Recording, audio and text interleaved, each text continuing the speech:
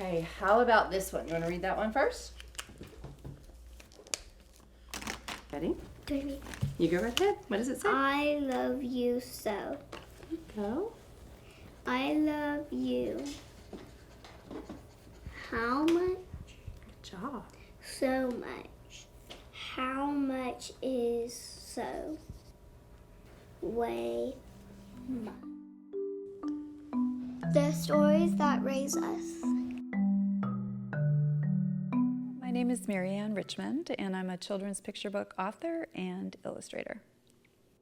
I always found writing as a way to understand what I was thinking and to make sense of the world. It's like if I could get it out from here onto paper, it just helped me be able to process it.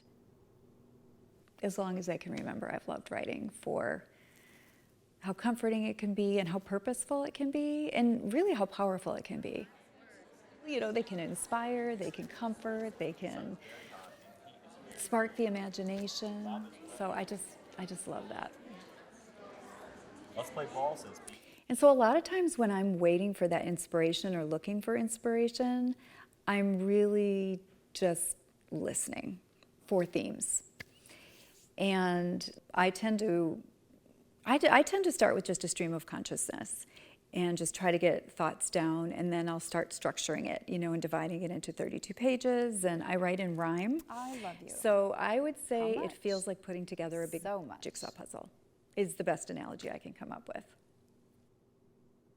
My very own storybook. I even have a table of contents.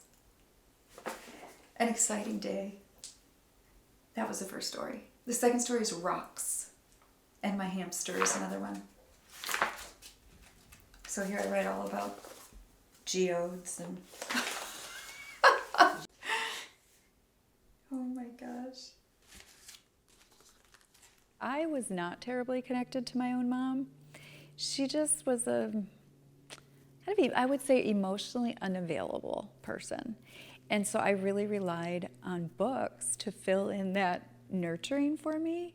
I think every child wants to feel seen, heard, understood, to have that person in their life that is present to them. And so I think in a way I used my own writing and my own books to deliver the messages to my own children that I really longed for myself. And so as I have 4 children myself, and as they grew into different phases, that was the inspiration that informed so many of my books, because there were certain feelings I had around these ages and stages that I wanted to express to them. And what I realized in doing so is that I was mothering my own heart through these words. What's next? I love you as Loud. as the thunder. The thunder. That's right. Thundery. Thundery sky. Good job. And as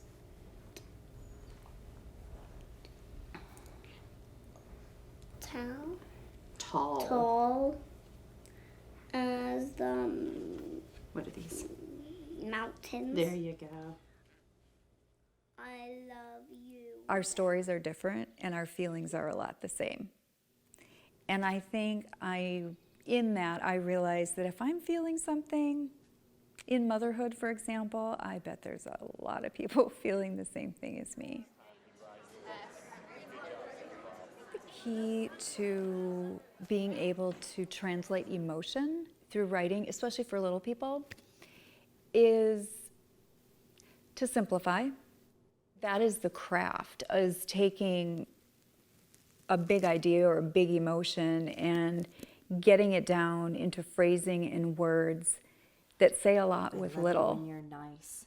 And when you're cranky, too. In a vocabulary that makes sense to them. Because they want to imbue them with that positivity and that connection. Because it's really also the act of having that child sit on your lap. They can feel that presence. They can feel that love. But I think they're reading it to themselves almost as much as they are to their child. And so sometimes it's about what surrounds the reading, even as much as the reading itself. Good job. High five. I love you How much? so much. How much is so? Way more than you know. Than you think. Then you what? I mean, no.